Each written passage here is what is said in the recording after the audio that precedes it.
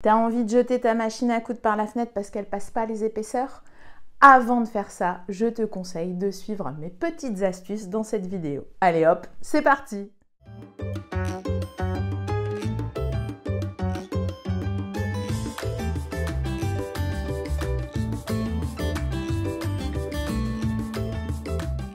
Hey, salut tout le monde! On continue notre petit tour d'horizon des essentiels, des fondamentaux dans la couture. Et cette semaine, j'ai choisi de voir avec vous le passage des épaisseurs. Eh ben oui, c'est un cruel problème pour beaucoup d'entre nous dès qu'on débute la couture et même après quand on est intermédiaire. Et j'ai trouvé pas mal de petites astuces que j'utilisais moi personnellement, d'autres que j'ai pu glaner un petit peu partout sur internet. Je vais vous faire un petit condensé et on commence tout de suite avec le matériel nécessaire pour bien passer les épaisseurs. Quand vous débutez un projet couture où vous savez que vous aurez à gérer des épaisseurs, il est important d'adapter en fait le matériel de votre machine pour que celle-ci ait plus de facilité, qu'elle peine un peu moins. La première chose qui me vient, c'est adapter la qualité de votre fil. C'est-à-dire que vous choisissez du fil polyester. C'est beaucoup plus résistant, il se cassera beaucoup moins qu'un fil par exemple en coton. Personnellement, j'utilise les fils de la marque Gutermann, donc en 100% polyester. Je trouve ça un peu partout, Mondial Tissu, sur internet également, mais vous avez aussi d'autres marques style Mettler. N'hésitez pas à fouiller un petit peu, mais faites attention à prendre du polyester. Autre petit point important à adapter au niveau du matériel de votre machine, ce sont les aiguilles. Et attention, il y a des adaptations sur deux niveaux, c'est-à-dire 1 par rapport à la qualité du tissu que vous allez coudre et 2 par rapport à l'épaisseur de l'aiguille. Concernant la qualité du tissu, c'est-à-dire que vous allez adapter le choix de votre aiguille en fonction du tissu que vous allez coudre. Par exemple, je couds du jean, je fais des ourlets sur un jean, je vais prendre une aiguille jean. De même, si vous allez par exemple coudre du jersey, vous prenez une aiguille spéciale jersey. Pourquoi? Parce que les pointes des aiguilles sont vraiment adaptées aux matières. Deuxième volet sur lequel vous pouvez jouer également au niveau des aiguilles, c'est la taille. C'est-à-dire que plus votre tissu est fin, plus on va prendre une mesure et une taille d'aiguille petite. C'est-à-dire, je vais coudre de la popeline, un coton très fin, je vais être sur une taille 70-80.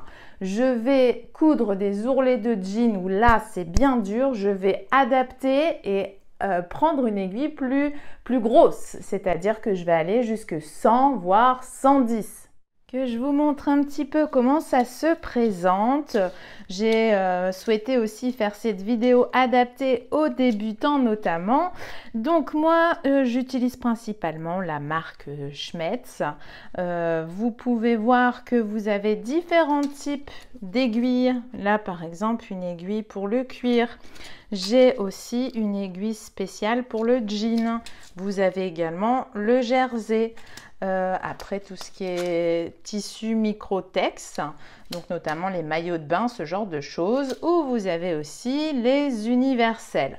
Donc là, c'était pour illustrer mon propos de choisir en fonction de la matière que vous allez coudre. Deuxième propos, c'était par rapport aux tailles des aiguilles. Je vais prendre celui-ci. Vous pouvez voir que sur celui-ci, ça va de 70 à 100. Donc c'est une aiguille standard universelle qui va 70 pour les tissus très fins, jusque 100 pour les tissus très épais. De même, ici par exemple, j'ai des aiguilles jean sur une base, une épaisseur de 100. J'en ai une autre ici en jean sur une épaisseur de 90.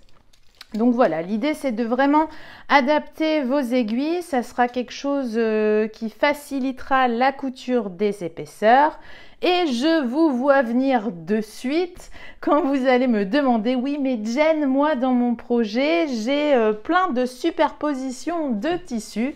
J'ai pris un tuto chez By Jen et donc quelle aiguille je vais choisir.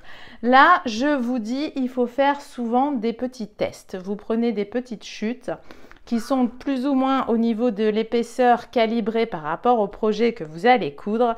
Généralement, moi, quand il y a un mélange de matière comme ça entre suédine, un peu de jean, un peu de coton encore au-dessus, je pars souvent sur de l'universel. Sinon, je pars sur du jean aussi.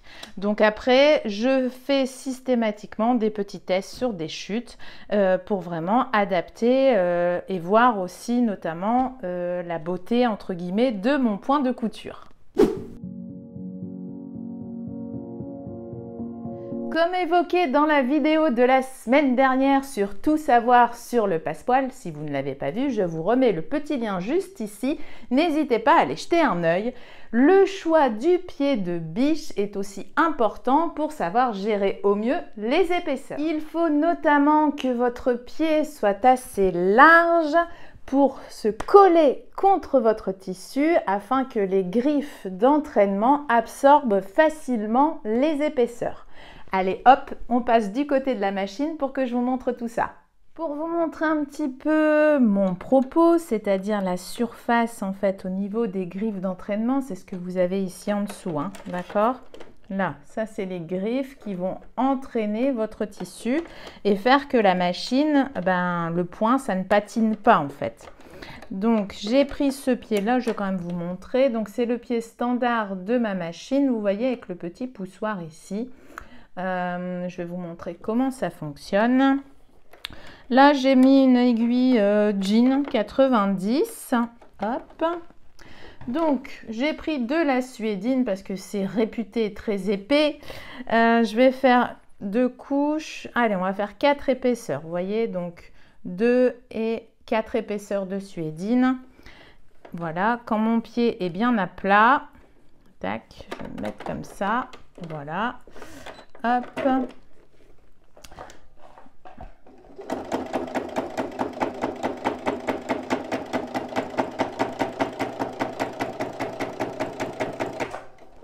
Donc on entend au bruit de la machine qu'on a une certaine épaisseur.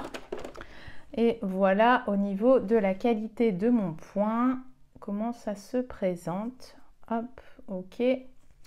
Voilà, donc là vous voyez j'ai quand même une sacrée épaisseur. Ce qui pose souvent problème, c'est quand vous avez des montées d'épaisseur, les fameuses montées qui nous embêtent. Alors je vais reprendre une autre partie de suédine, je vais faire comme ça, hop, voilà. Voilà, imaginons je dois coudre ici et là je vais avoir une montée. Donc mon pied de biche va bien démarrer. Vous voyez,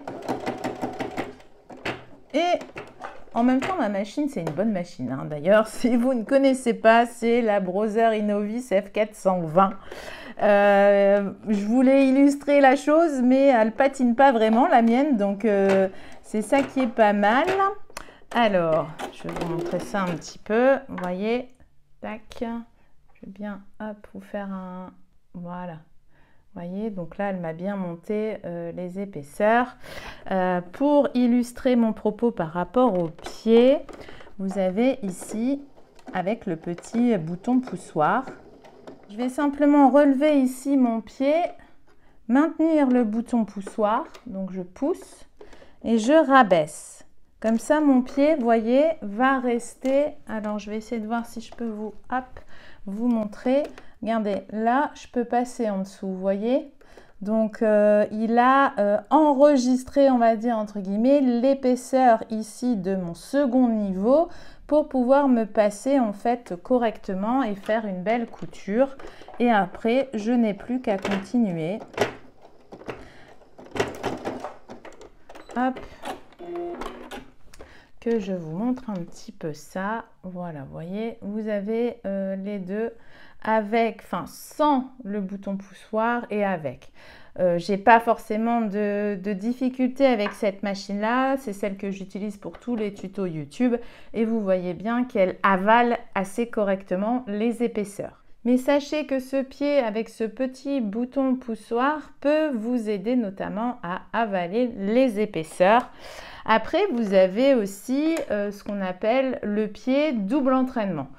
Je n'ai pas investi en fait, je ne vais pas pouvoir vous faire de démo puisque moi personnellement, je n'ai pas de pied double entraînement. Je sais que ça aide énormément. Si je peux, je vous mettrai une petite image dans la vidéo. Puisqu'en fait, le pied double entraînement est beaucoup plus épais et insiste plus, voilà, directement sur la matière pour bien maintenir et faire avancer correctement le tissu en dépit des épaisseurs. Vous avez ensuite un autre pied que je n'ai pas non plus.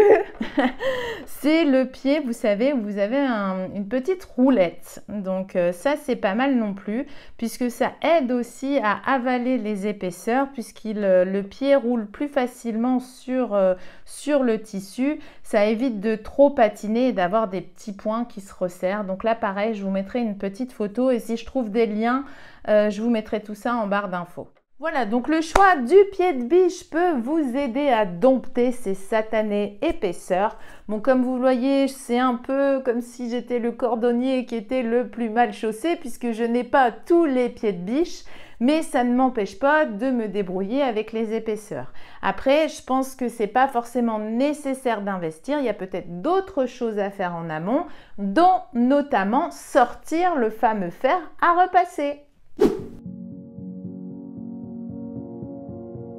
Je pense qu'on ne le répétera jamais assez, sortez vos fers à repasser quand vous faites de la couture. Oui, pourquoi? Pour notamment préparer en amont toutes les coutures que vous souhaitez faire. Vous avez des épaisseurs de tissu, n'hésitez pas à repasser avant de coudre. Ça permettra vraiment d'aplatir toute l'épaisseur de tissu et au lieu de vous retrouver avec quelque chose comme ça à coudre, ça sera beaucoup plus plat, ça sera beaucoup plus facile pour vous de réaliser de jolies coutures. Donc, le fer à repasser sera votre meilleur ami, ne serait-ce notamment pour ouvrir vos marges de couture, répartir les épaisseurs entre les différents tissus, pour aplatir les tissus, bref, gardez-le vraiment au chaud dans l'atelier, c'est un allié indispensable en matière d'épaisseur. À côté de cette petite mise au point niveau matériel, vous avez aussi quelques petites astuces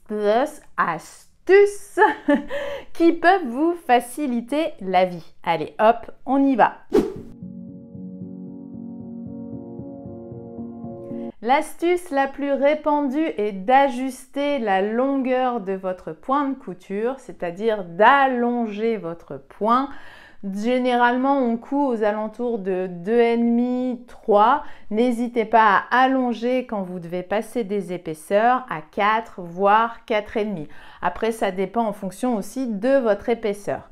Pourquoi? Parce que le fait qu'il y ait énormément d'épaisseur de tissu, vous sentez que votre machine patine.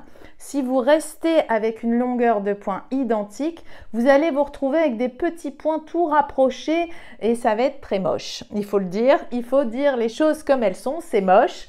Donc si vous voulez vraiment avoir une belle couture, n'hésitez pas aussi à allonger la longueur de votre point. Une autre astuce encore concernant le passage des épaisseurs, c'est d'adapter votre vitesse. Vous savez pertinemment qu'en matière d'épaisseur, la machine à coudre familiale va peiner un petit peu, ce qui est logique puisque entre guillemets, elle n'est pas faite non plus pour absorber énormément d'épaisseur. Donc autant essayer de la ménager au maximum, de ne pas la brutaliser, notre petite machine. Donc vous voyez là, j'ai mis 2, 4, 6, 8 épaisseurs de suédine. Si je couds, alors je vais me mettre comme ça, si je couds à fond, j'entends qu'elle peine la malheureuse. Donc faut pas que j'hésite notamment à diminuer, vous voyez, hop, la cadence. Et si vraiment c'est très difficile pour elle, je peux aussi utiliser, vous savez, le volant, la petite molette. Voilà, et je termine ma couture directement au volant, ça c'est possible aussi. Hop, bon, c'est un peu plus fastidieux, mais ça l'aide aussi à passer les épaisseurs. Souvent, c'est histoire de quelques points quand vous vous lancez dans la couture. Alors que je vous montre un petit peu, vous voyez ce que ça donne au niveau des épaisseurs. Donc là, j'ai vraiment fait directement avec le petit volant.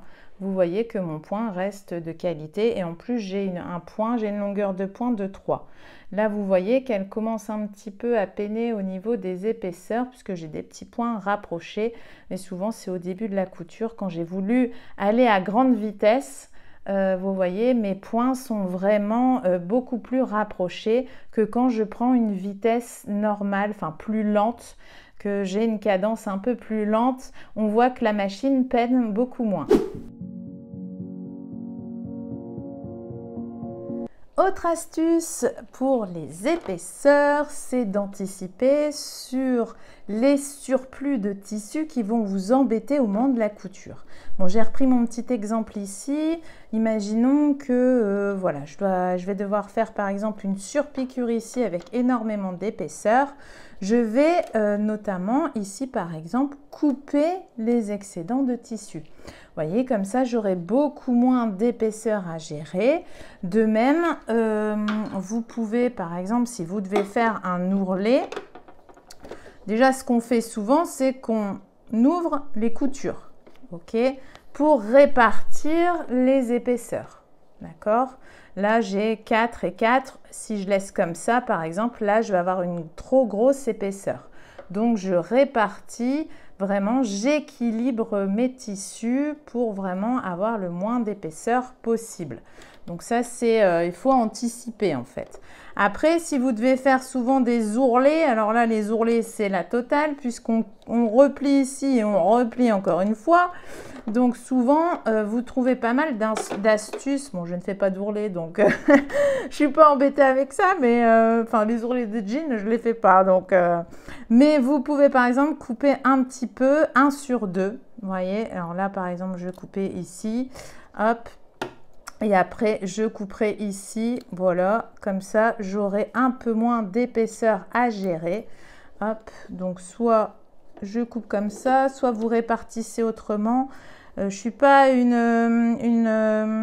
comment dire, une fine adepte des ourlets comme je vous disais, puisque moi, j'en fais pas souvent. Et si j'en fais, c'est simplement sur mes vêtements qui sont en coton. Mais l'idée, c'est que, hop, je répartis mes épaisseurs, vous voyez, comme ça, tac, hop, et voilà. Comme ça, ça me fait un peu moins et c'est un peu plus régulier, notamment pour ma machine. Vous avez énormément d'astuces par rapport à ça, notamment pour les ourlets et tout. Donc, n'hésitez pas à regarder aussi sur, je sais, sur Instagram. Je suis déjà tombée pas mal de fois sur ce genre de petites vidéos. Mais dans mon propos, en fait, par rapport à cette vidéo, c'est que ce qui est important, c'est qu'avant d'attaquer, par exemple, souvent c'est une surpiqûre qui nous embête, c'est d'essayer de réfléchir ou d'optimiser en fait l'épaisseur de vos tissus en coupant au maximum ce que vous pouvez enlever en termes de surplus de tissu.